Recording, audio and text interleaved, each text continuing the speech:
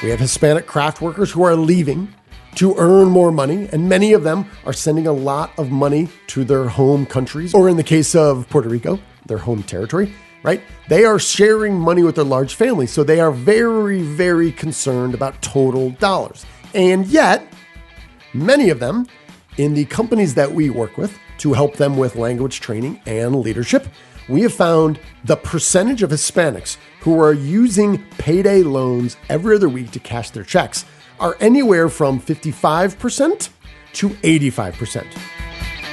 Put that coffee down. Creators are leaders. Be careful what kind of leaders you're producing here. Helen, we're both in sales.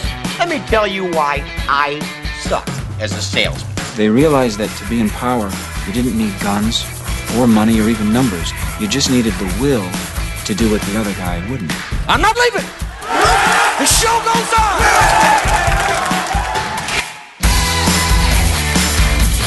Well, hello there, friend. Welcome back to the Construction Leadership Podcast. I am your host, Bradley Hartman, and on this podcast, we connect with construction industry leaders from across the country to share their insights on leadership, personal improvement, and to share practical, tactical tips to help you build trust faster and lead more persuasively. And it is upon these last two statements, how to build trust faster and lead more persuasively, that we are going to talk about today, specifically with your relationship with the Hispanic demographic on your job site. Our little niche within a niche within the construction industry is really built on two facets. Number one is language barriers, and our construction Spanish and safety Spanish lead the industry in making language learning fun, bridging the language gap. On the other side, we have leadership, and this is really based on my book called Good to Excelente, on how excellent companies embrace Hispanic cultural differences to improve retention, productivity, safety, and quality. But fundamentally, all of this comes down to trust. And trust within the Hispanic demographic and any demographic, as human beings, trust is developed in two unique ways. One is task-based trust development. The other is relationship-based trust development. So let's look at the task-based trust development first. What this is saying is you and I are working together and I give you a task and you do it well and you come back and I say, okay, and I give you another task and another and another. And over these successive completions of tasks, I come to trust you more. And if we continue to collaborate well and we work together well on a long enough timeline, somewhere we will move from just individual tasks to building a relationship, right?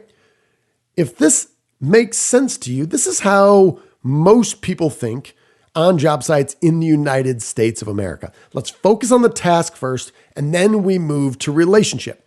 And I had one superintendent who put it very eloquently. He said, I don't have time to build a relationship with you until I know you can get the job done. It's business first and then maybe the relationship. Exactly.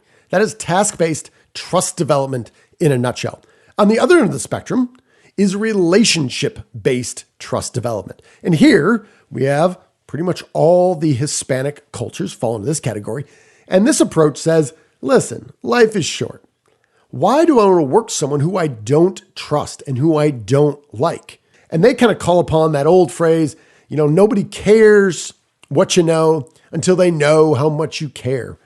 They value that relationship first. And once we build the relationship over time, we can then begin working together. Why would I want to work with someone who doesn't value what I do, who I don't like? So let's focus on the relationship first.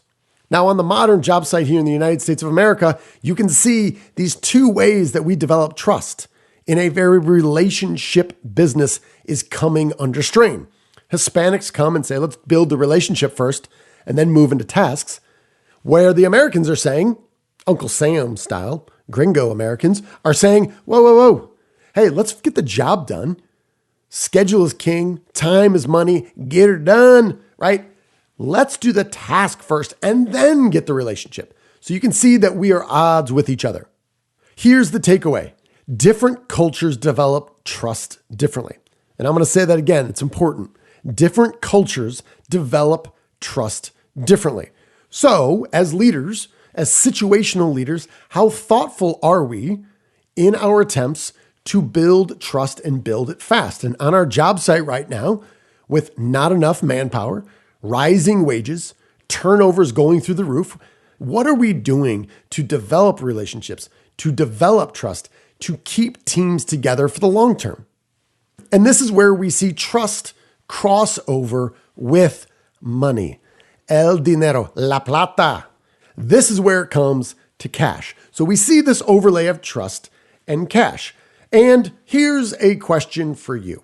When is the last time you went to one of those payday loan facilities? You know what I'm talking about, right? These payday loan services where you go in with your check and then you walk out with cash minus somewhere between 12.5% to 20% of your paycheck removed. Why?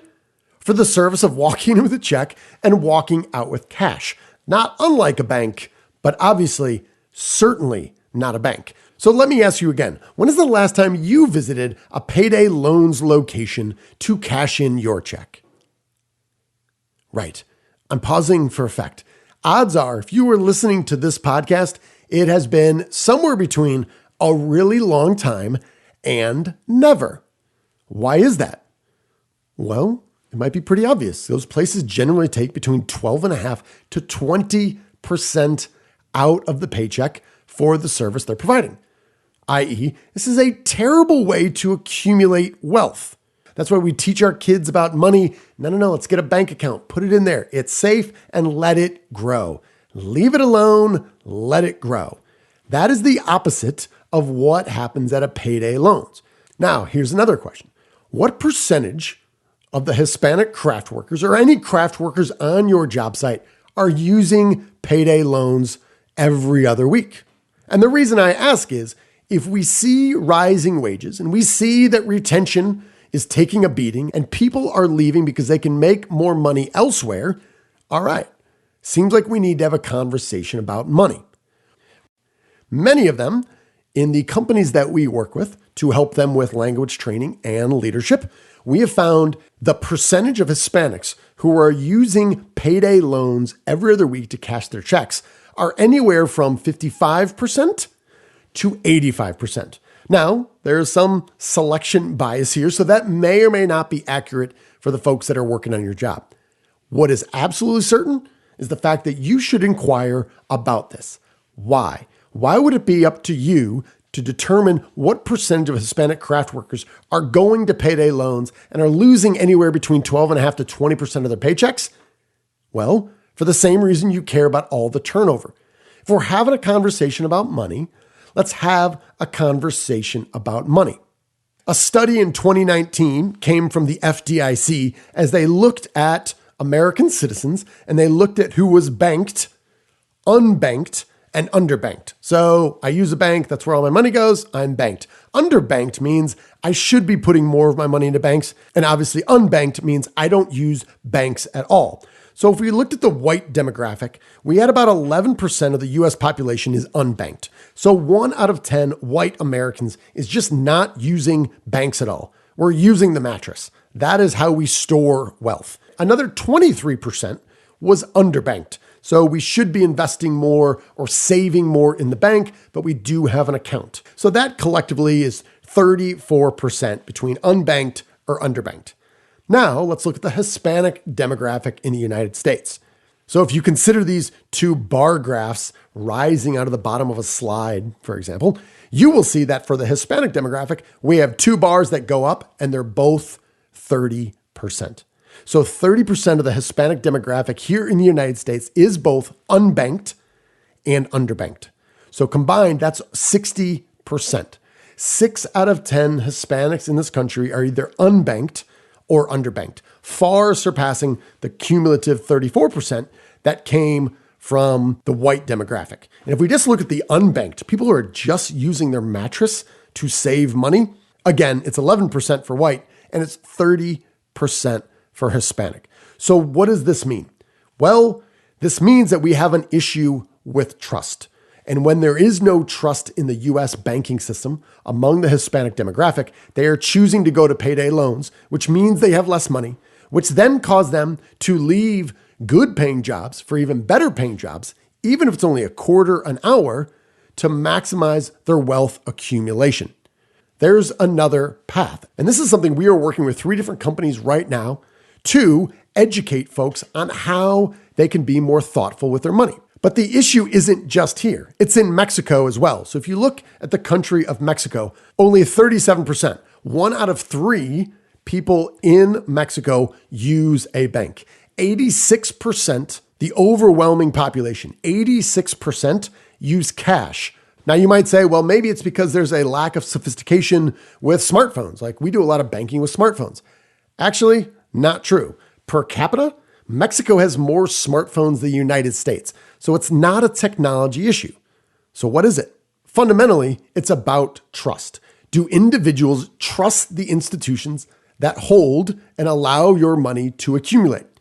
But not only is there lost money with Hispanics using payday loans, but when they send remittances, this is money coming from the United States going to, say, Mexico, there's $39 billion that flows from Hispanic workers here in the United States to their families back home in Mexico. $39 billion a year. Now, what happens once it gets there? Well, then they're going through this other process to get their money out and ultimately get cash. It is inefficient and a lot of money is wasted until now. And here's where we're helping 3 of our clients think a little bit differently. There is an app called Uala, Uala, and it is specifically designed for the Spanish-speaking countries here in the Western Hemisphere. And the idea is, since there are no institutions in Mexico who are making banking easy, why? Because they're making a ton of money not doing that. And here in the United States, without trust, so many Hispanics are using payday loans and are losing money that way, that incidentally certainly has them looking for ways to generate more money, which has them probably leaving jobs like yours to make a little bit more money somewhere else.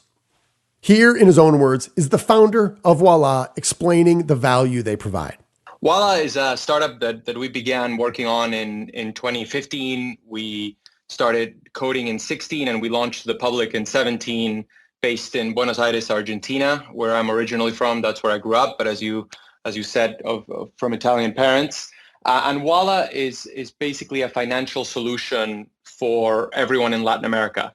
And why do we need that? Because over 50% of adults in Latin America don't have access to a bank account. They've never paid for anything with any means that is not cash. And therefore, they're completely left out of the digital economy. So we started Uala with the simple premise of having one account that is inclusive, so everybody can have it. It's completely free and universal, so we don't turn you away. And then we give you a debit card. And then with that debit card, you start building a credit history. And over time, we've added everything from bill payment to cell phone top-ups to lending to savings and investments and now insurance and merchant acquiring. But at the core, it is the way to include people in a continent that has been served badly for very few institutions for a long time into the digital economy and modern financial services. So when it comes to the topic of money and rising wages and turnover, this is one methodology that you can use to think a little bit differently. If we need to have a conversation about money, let's educate the people that we work with so they're not losing 12.5% to 20% immediately when they get their check. There is a better way. So I'd strongly encourage you to Google Ualá, Uala. You're going to see there's some avenues there that you can connect with your Hispanic demographic, the craft workers on your job site, and start a conversation about the better ways to accumulate wealth. And because it is done with the mobile phone, not only for money that they choose to keep here, but the remittances that they send home, they will keep a far larger percentage of. No, there is no silver bullet here, but it's worth a try. It comes down to trust, and different cultures develop trust differently. As always, thank you for listening. Hopefully this is an idea that you can use. If you found it valuable, please share this episode with your network. We are going to close out like we always do with our leadership mantra. You, my friend, are owed nothing. Deliver value first.